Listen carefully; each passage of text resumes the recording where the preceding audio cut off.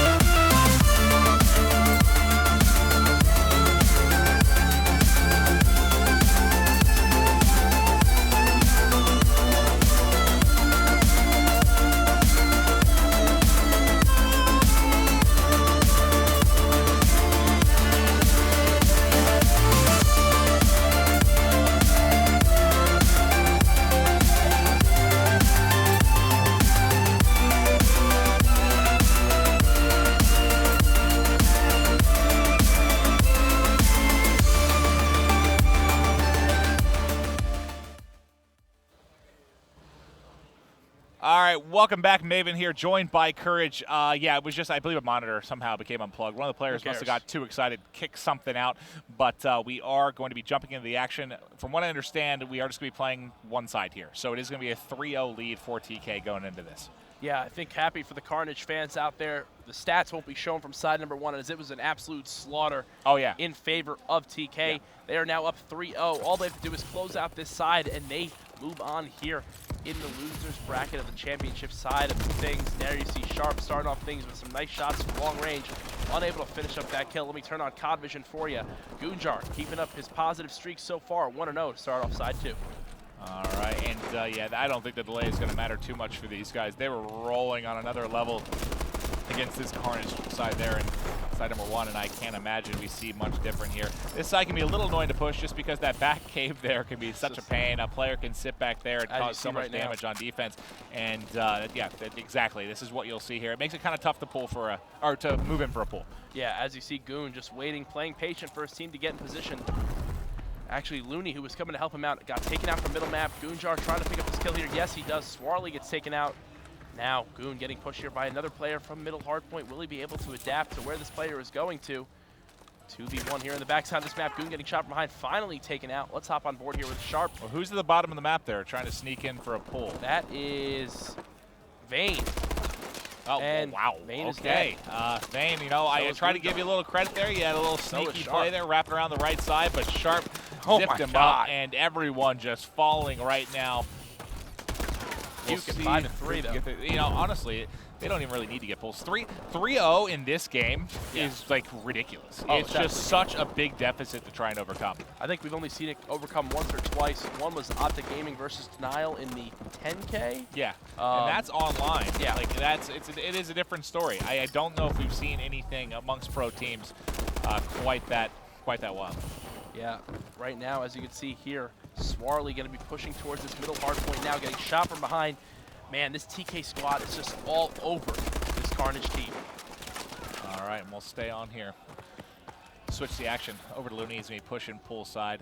He saw one of his teammates kind of rotating there into mid-court area. He's got one on his right. Did he get eyes on him? He did. He saw him jump up top. He's going to try and chase his player down. Ultimately, I think it was his teammate who did get him. Still going to be trying to control, though, this pull side. 2.5 minutes left here as Looney trying to get these long-range shots. Not able to make it That happen. grenade's coming right back at you, fella.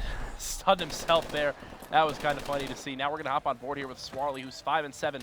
Needs to really heat up here. Not able to take out Fury as he just reloads the second his gun starts getting low on ammo.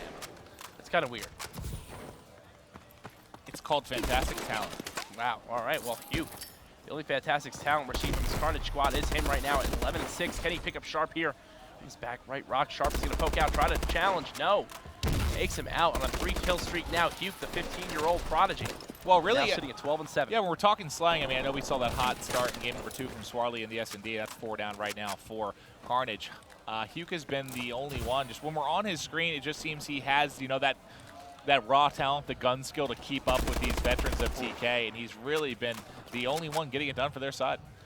Goonjar being such a nuisance here in the back of the map, just staying alive, making sure no one can spawn up there and try to push through that pool area, which is so crucial on this map. Goonjar ripping everybody in half. Now on a 4-kill streak, he's double positive here on side number 2. Yeah, should be able to get a pull. Yeah, then oh see, my if gosh. you can get up to that rock as they're coming out, you can start to get the kills.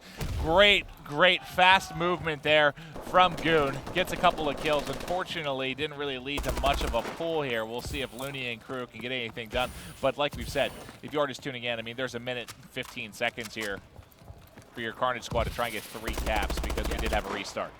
Yeah, so TK up 3-0 right now. Looney and squad continuing to put on the pressure, which is definitely the right thing to do here. Don't play too passively. With only a minute and 5 seconds left, it'll be very tough for this TK squad to actually lose this game. You can see Events 2 running the flag here. They might get 1 capture, but I don't see them getting 2 more caps in the last 50 seconds. I'll tell you what, if they pull that out, that would be one of the most insane things I've ever seen. So, really? Yeah, that'd be such a momentum swinger. Like, they might end up winning this series if they were able to pull this off. That would just be just a dagger to TK here as they think this is all but wrapped up. I don't think it's possible, but let's see if they can pull it together. We're still watching Looney here. Looks like he's going to be pushing towards it, maybe just trying to get a counter cap or counter pull here. Just under 30 to play.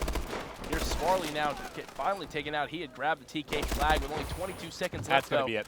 I don't think it's going to be possible for Carnage to run 2 more caps here. So TK going to 3-0 this Carnage squad. Hugh definitely making a name for himself in this series as well as in the online matches. But I think everyone kind of expected TK to show up, and they did just that here in the losers bracket. Yeah, I'd like to see the finish they got. Top 24, top 16. I'm not sure what that'll be final result here for Hugh and crew, but I believe that does guarantee top 12 now for TK.